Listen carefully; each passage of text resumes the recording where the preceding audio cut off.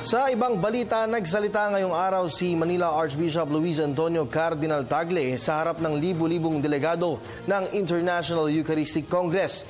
Ito na ang kanyang ikatlong beses na magsasalita sa naturang Congress matapos magtalumpati sa Canada at Ireland noong nakaraang dalawang IEC.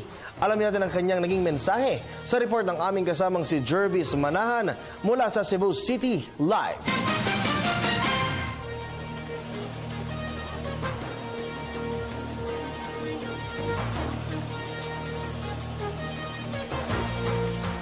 Yes, Kirby, very powerful nga ang mensaheng iniwan ni Luis Antonio Cardinal Tagle sa kanyang catechesis dito sa International Eucharistic Congress 2016.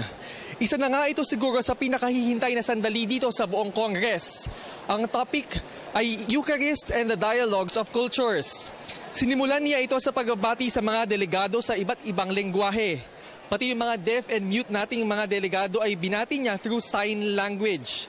Sa kanyang catechesis, binatikos niya ang culture of materialism and individualism. Masyado na raw nakasentro sa mga material na bagay ang ating mga buhay. May mga patama din siya tungkol sa mga politiko na gumagasta ng mga buwis ng taong bayan para sa mga parties at pansariling interes. Dapat daw ay hindi natin ma-imbibe yung ganitong throwaway culture na itinatapon na lang yung mga mahahalagang bagay sa buhay. Isa pa sa mga tinalakay ni Cardinal Tagle ay yung culture of individualism. Ang isang example daw nito ay yung pagkain ng mag-isa. Example niya, dapat nang i-alienate ito at ibalik ang pagkain sa pagkasama ang buong pamilya. Binigyang din ni Cardinal Tagle yung kahalagahan ng cultural intelligence o yung pag-alam sa ating kultura. Mahalaga rin daw kasi ito, hindi lang kasi sapat ang EQ at IQ lang. Isa pa sa mga moving parts of his speech ay yung pasasalamat niya sa mga taong nasa likod ng International Eucharistic Congress, partikular na yung mga janitor na nag-ayos ng mga upuan, yung mga nagluto ng mga pagkain dito at yung mga drivers ng mga delegado.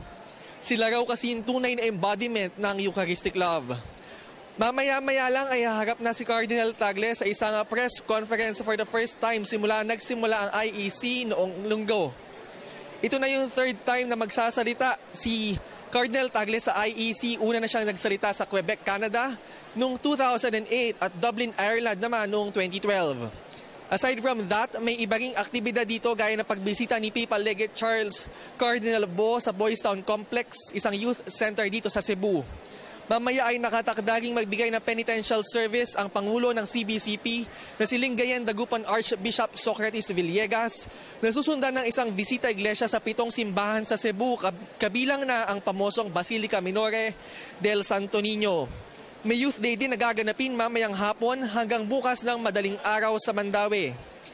Today, kakatapos lang din ng isang testimony at Holy Mass na pinangunahan ni His Eminence Peter Cardinal Erdo. At yan muna ang mga pinakahuling balita kaugnay ng IEC 2016 mula pa rin dito sa International Media Center ng IEC. Ako si Jervis Manahan para sa Telebisyon ng Bayan. Maraming salamat sa iyo, Jervis Manahan.